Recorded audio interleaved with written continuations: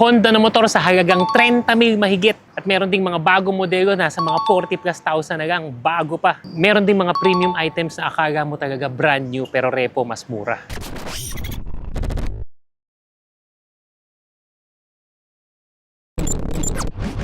Ito yung location yan mga brother. Search nyo sa Waze saka sa Maps. Along the highway, tapat lang ng Angel's Pizza.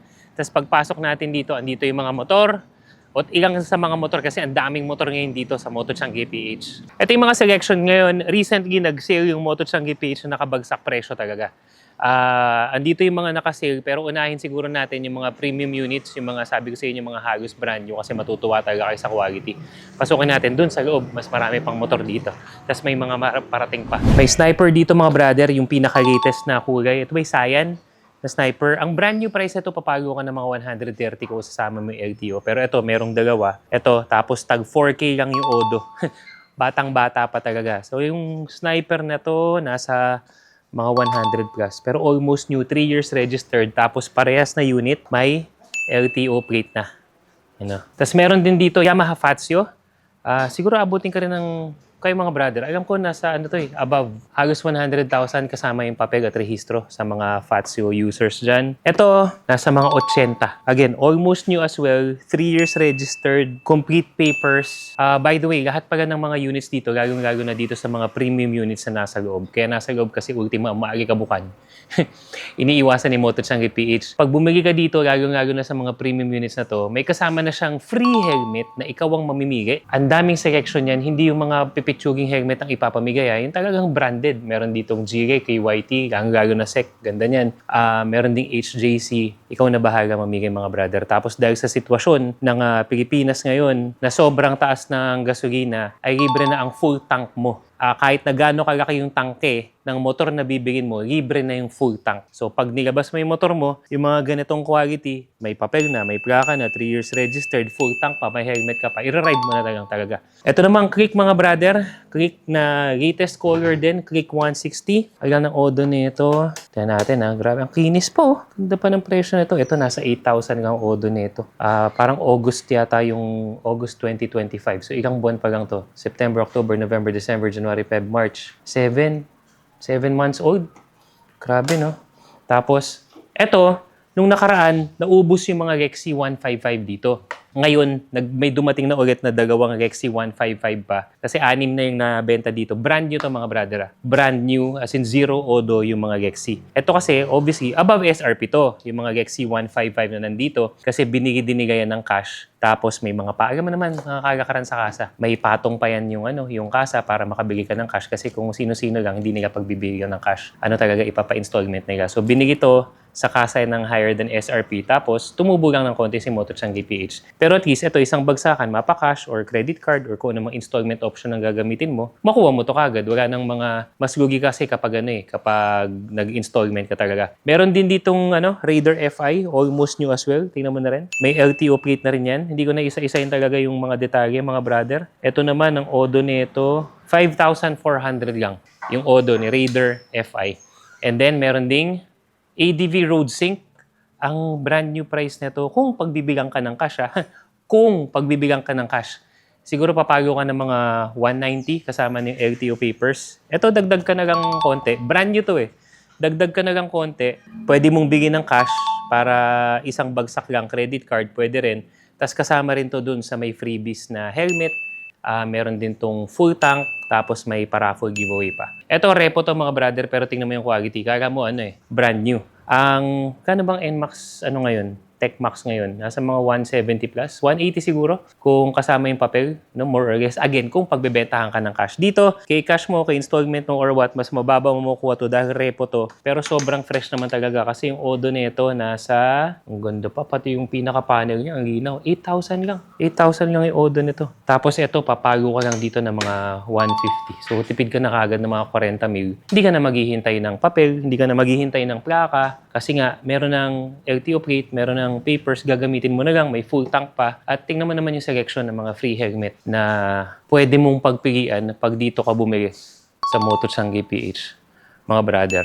Ayan. So, inquire nyo na lang sa kanila. Mas maigi kasi kung magpupunta kayo mismo sa Moto Changi PH dahil flooded ang inbox. Merong taga-sagot pero ang dami pa rin talaga nag-message kayo. Mga ganito ka premium na motor, puntahan nyo na, paunahan na lang yan. Ang bilis maubos yung mga ganitong quality ng motor na talagang kala mo bago. Parang ilang buwan lang, na-repo na, nahatak na, kaya all stock, halos hindi nagamit yung motor. Puntahan natin yung mga budget meal. Galing sa harap, andito naman tayo sa likod, may mga ibang display pa. Meron pa doon sa dulo doon. Hindi ko na lang lahat pupuntahan. Mas maigi kayo na mag-check mismo mga brother. Pero dito sa labas, meron pang isa pang NMAX V3. TechMax din. NMAX TechMax, yung top of the line. Tapos ito, budget meal. Isa sa budget meal, yung Yamaha Mio Sporty na Find Your Trip Edition. Ito, tinanong ko kanina, bakit walang upuan? Ano pala, dahil nakutkot ng pusa, yung upuan, papalitan na lang nila ng seat cover para halos bago pa rin. Ang odo lang nito, nasa 4,000 lang, mga brad. Yamaha Mio Sporty.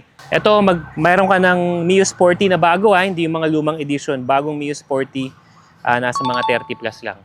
Ito naman, meron ditong Honda Beat version 3.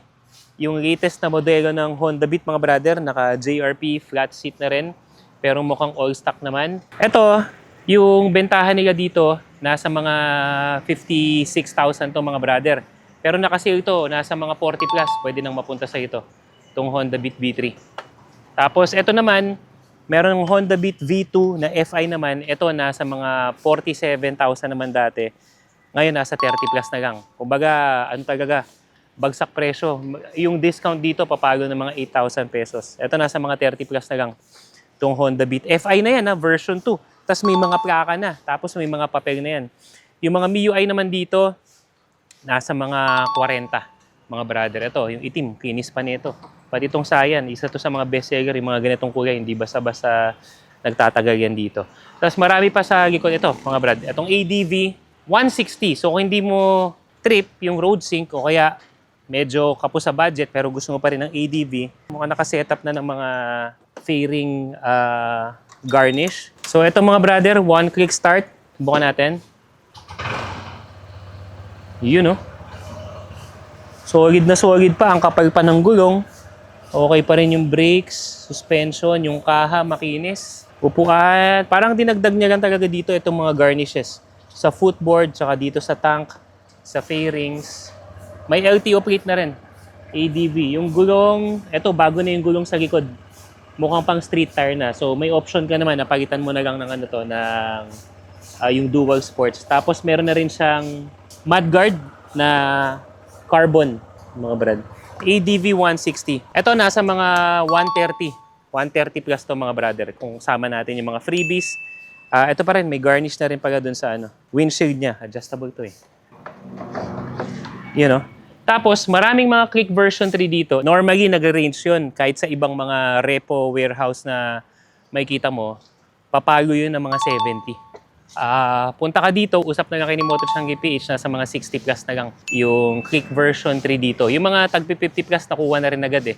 Pero syempre, mas maganda yung quality ng mga tag 60 plus na mga click version 3. At yung mga halos bago pa rin talaga, may mga 3 years registered. Yan yung mga options mo. Meron pa dun sa likod, may mga ayusin pa. May mga ready pa na unit sa likod. Meron ding mga budget meal, may mga sakto lang mid-range. Itong mga nasa harap, ito yung mga sobrang bagsak presyo. Imagine mo, meron ka ng Honda na motor na FI sa halagang 30,000 pesos. Ganun. May freebies ka pa.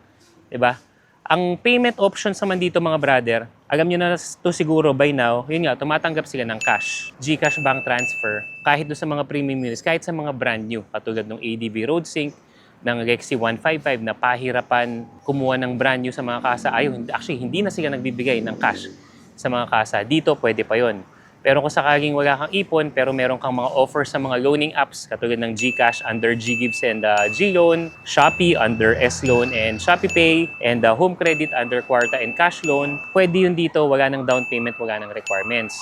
Or yung pinakamadali, or isa rin sa mga madalas na ginagamit na payment method dito, ito lang ang alam kong repo warehouse na gumagamit ng credit card. So literal, kung ano man bangko nyo, Visa, Mastercard, JCB, American Express, kung ano man yan, isoswipe mo lang yung ano, yung card mo, literal in 2 minutes, uwi mo na kagad yung motor mo with all the documents. Sa'yo na. So, ganun kabilis yung proseso dito mga brother at ang gaganda ng motor. Bagamang by the time na mapanood nyo itong video na to, may mga bago nang dating dahil may mga parating pa na unit si Moto Changi PH na mga fresh pa talaga at sabi ko nga, balutan lang mukha na talagang brand new. So, punta na lang kayo dito, mas mabilis kayo ma-assist. I-check nyo na lang kung paano yung other mode of payment natin na binanggit natin na no down, no requirements, no cash out sa mga previous vlogs natin. Iwan ko na rin yung mga links sa comment section o kaya naman sa description ng video na to.